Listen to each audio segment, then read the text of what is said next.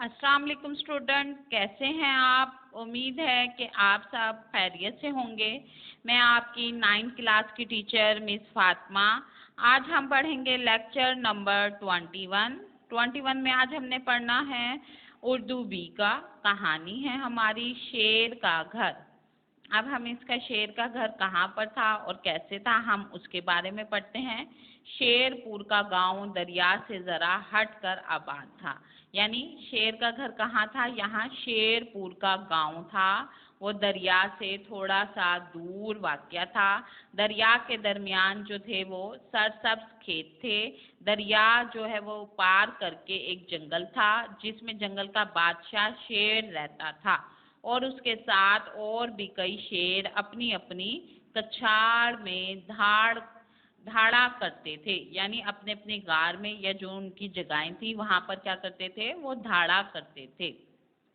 दरिया को कश्ती के जरिए जो है वो पार किया जाता था, क्योंकि दरिया पर कोई पुल नहीं था। शेरपुर में एक बढ़ई रहता था। बढ़ई किसको कहते हैं? लकड़ी के काम करने वाले को, जो लकड़ी का काम करता था और अपने काम से उस्ताद माना जाता था। यानी अपने काम में बहुत ज्यादा महारत रखता था।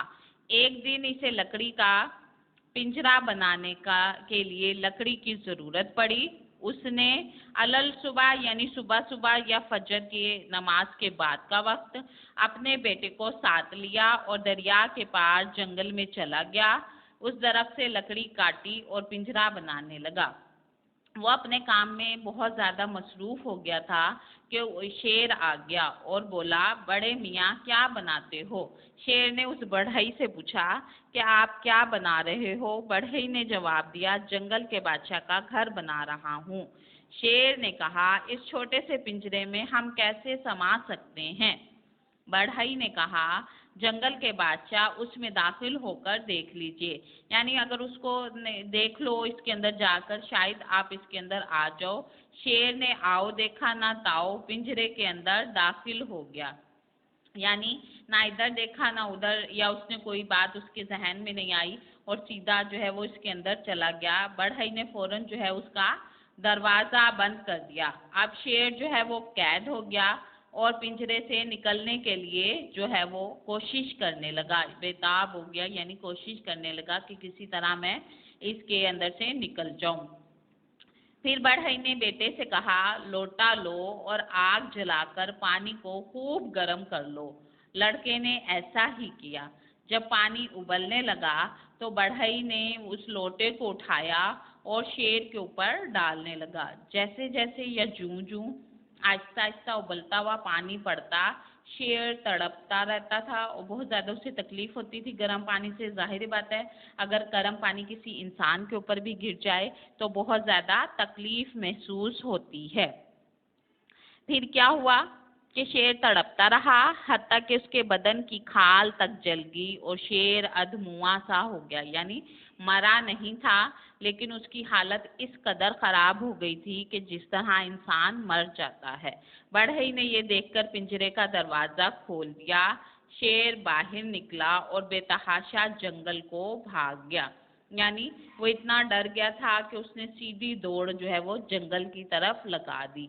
बढ़ई ने खुदा का शुक्र अदा किया कि उसकी जान बख्शी गई, कि वो अपने काम में इस कदर मसरूफ हो गया था कि उसने नहीं देखा कि पास शेर आ गया है तो वो शेर उसको खा सकता था। इसलिए उसने एक तरकीब लगाई। आगे क्या हुआ, थोड़ी सी देर गुजरी थी कि जंगल से 3 शेर आते हुए दिखाई दिए। अब वो बड़ा ही परेशान हो गया। पहले तो एक शेर था, उसने उसका हल निकाल लिया, अब 3 शेर आ गए तो अब क्या करूंगा? उसने बढ़ई ने उसका बेटा दरख्त पर चढ़ गए। बढ़ई और उसका बेटा दरख्त पर जब चढ़ गए तो शेर दरख्त के नीचे आए। इन्हें दरख्त पर चढ़ना नहीं आता था। आपको पता है ना, सबको मालूम है कि शेर जो है वो दरख्त पर नहीं चढ़ते। आखिर जला हुआ शेर नीचे खड़ा हो गया, दूसरा शेर उसके ऊपर पीठ पे चढ़कर खड़ा हो गया। इस तरह जैसे एक दूसरे के ऊपर चढ़कर खड़ा होने लगे। बढ़ई ने देखा कि अब तो हमारी खैर नहीं, जाहिर बात है वो अब हमें जरूर खा जाएंगे, एक के ऊपर एक, एक के ऊपर एक।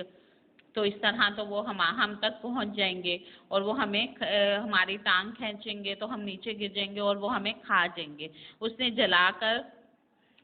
चिल्लाकर यानी शोर किया, जोर से ऊंची आवाज में बोला, लोटा लाओ।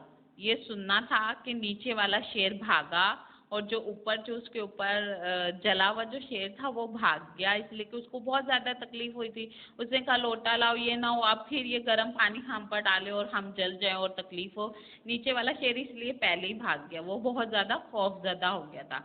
तो ऊपर वाले दोनों शेर भी ऊपर नीचे गिरे और भाग निकले, जंगल में जा घुसे और फिर उधर आने की उन्होंने कभी कोशिश ही नहीं की। ये बढ़ई की क्या थी, हाजिर दिमागी ने ना सिर्फ शेरों को भगा दिया बल्कि ये भी साबित कर दिया कि इंसान जंगल के बादशाहों का भी बादशाह है।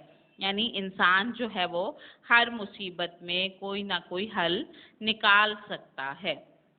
स्टूडेंट, ये था हमारा आज का लेक्चर। आपने इसको अच्छे से रिवाइज करना है और इसका क्विज सॉल्व करना है। आपने इसका क्विज ज़रूर सॉल्व करना है।